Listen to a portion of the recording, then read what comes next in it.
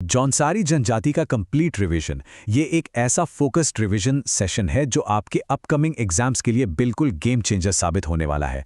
तो चलिए बिना किसी देरी के शुरू करते हैं।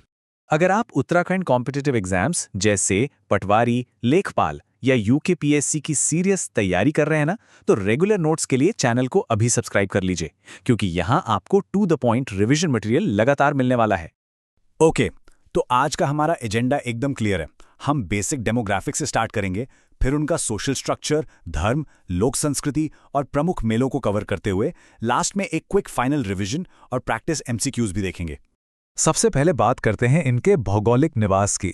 एक बहुत ही बेसिक लेकिन सुपर इंपॉर्टेंट फैक्ट, जौनसारी पूरे उत्तराखंड का दूसरा सबसे बड़ा लेकिन गढ़वाल रीजन का नंबर 1 जनजातीय समूह है। याद रखिएगा, गढ़वाल में नंबर 1। ये लोग मेनली देहरादून के जौनसार बावर इलाके में बसे हैं, खासकर चक्राता, कालसी और त्यूनी वाले बेल्ट में। अब यहाँ कुछ बहुत ही इंटरेस्टिंग टर्म्स आते हैं जिन पर डायरेक्ट क्वेश्चन बनते हैं। इनकी तांत्रिक विद्या की शब्दावली देखिए। आपको 2 शब्द बिल्कुल रट लेने हैं। अगर जादू टोने का इलाज हो रहा है तो उसे ओझा विधि कहते हैं, और भूत प्रेत भगाने के तरीके को उल्तार कहा जाता है। ओझा और उल्तार, ये दोनों नाम आपके दिमाग में छप जाने चाहिए। चलिए अब इनके सोशल स्ट्रक्चर को समझते हैं। इनकी सामाजिक व्यवस्था पूरी तरह से पितृसत्तात्मक यानी पैट्रियार्कल है। और पता है, जौनसारी खुद को सीधे पांडवों का वंशज मानते हैं। पूरे समाज को इन्होंने एक पिरामिड की तरह 3 अलग-अलग टियर्स या वर्गों में बांटा हुआ है। और यूपीपीएससी का ऑल टाइम फेवरेट क्वेश्चन इसी पिरामिड के सबसे निचले स्तर से आता है।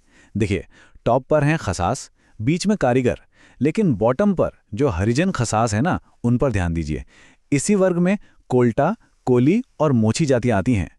कोल्टा जाति हरिजन खसास वर्ग का हिस्सा है। इस फैक्ट पर स्टार मार्क लगा लीजिए, ये एग्जाम में बार बार पूछा जाता है। आगे बढ़ते हैं इनकी मैरिज ट्रेडिशंस की तरफ, जिसे लोकल भाषा में जोड़ा कहा जाता है। हिस्टोरिकली, क्योंकि ये खुद को पांडवों से जोड़ते हैं, इनमें भी बहुपति विवाह की प्रथा रही है। एक और मजेदार फैक्ट, अविवाहित लड़की को ये ध्यांती कहते हैं और शादी के बाद उसे रेयांती कहा जाता है। ध्यांती और रेयांती का ये डिफरेंस एकदम क्लियर रखिएगा। इनके यहाँ शादी के 3 प्रकार होते हैं। इसे याद रखने के लिए मैंने एक सिंपल सी BBB निमोनिक ट्रिक बनाई है।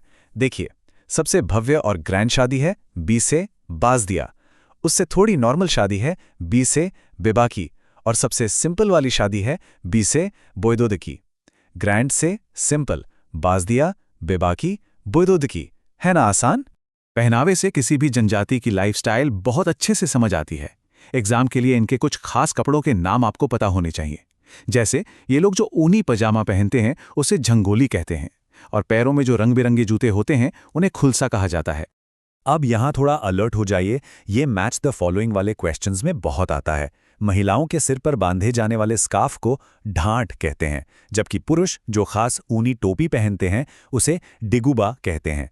ढांट महिलाओं के लिए और डिगुबा पुरुषों के लिए।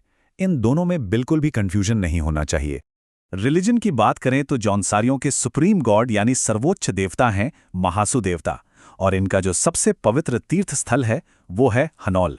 हनौल की लोकेशन याद रखिएगा, ये बिल्कुल टोंस नदी के किनारे बसा है। भादों के महीने में इनका सबसे बड़ा धार्मिक उत्सव जागड़ा होता है, जहां देवता को इसी नदी में स्नान कराया जाता है। इनका फेस्टिवल कैलेंडर भी कम यूनिक नहीं है। आपको जानकर हैरानी होगी कि इनकी जो पहाड़ी दिवाली है, जिसे देवलांग भी कहते हैं, वो पूरे भारत के ठीक 1 महीने बाद मनाई जाती है। जी हाँ, मार्गशीर्ष महीने की अमावस्या को।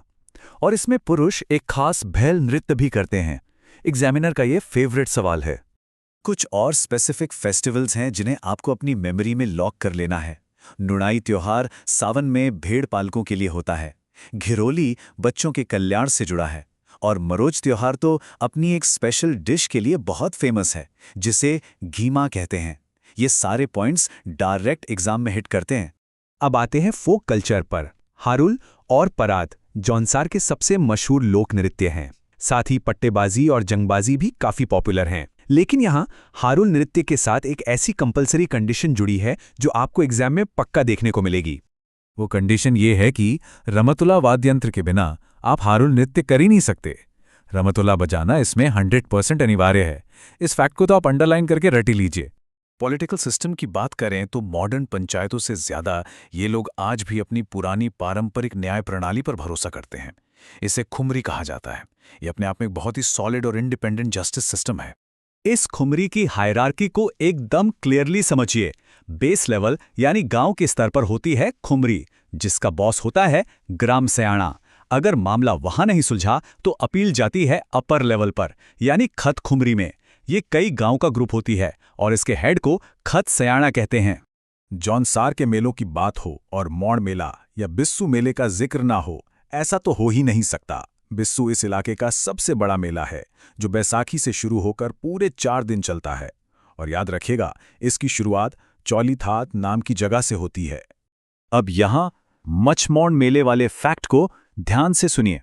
ये मेला लिटरली बहुत यूनिक है, क्योंकि इसमें नदी में मछलियां पकड़ने के लिए एक खास पौधे के सूखे पाउडर का यूज होता है, जिसे टिमरू पाउडर कहते हैं। टिमरू पाउडर वाला ये क्वेश्चन आयोग कई बार पूछ चुका है। ये रिवीजन उन लेजेंड्स के बिना अधूरा है जिन्होंने जौनसार को एक नई पहचान दी। पंडित शिवराम जी का नाम सबसे ऊपर आता है। ये जौनसार के पहले कवि माने जाते हैं और इन्होंने ही वो फेमस किताब वीर केसरी लिखी थी। साहित्य में इनका कंट्रीब्यूशन अनमैच्ड है। और जब वीर केसरी की बात निकली ही है तो जौनसार के इस असली हीरो को कैसे भूल सकते हैं। वीर केसरी चंद आजाद हिंद फौज के एक जांबाज सिपाही थे।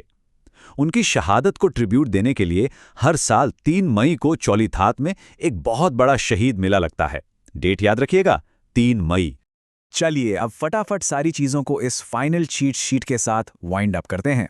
पेट्रियार्कल खुमरी सिस्टम, टोन्स नदी किनारे हनोल में महासु देवता, 1 महीने लेट मनाई जाने वाली हमारी देवलांग दीपावली, रमथुल्ला वाद्य यंत्र और हमारा वो BBB मैरिज निमोनिक, ये सब आपके फिंगर टिप्स पर होना चाहिए।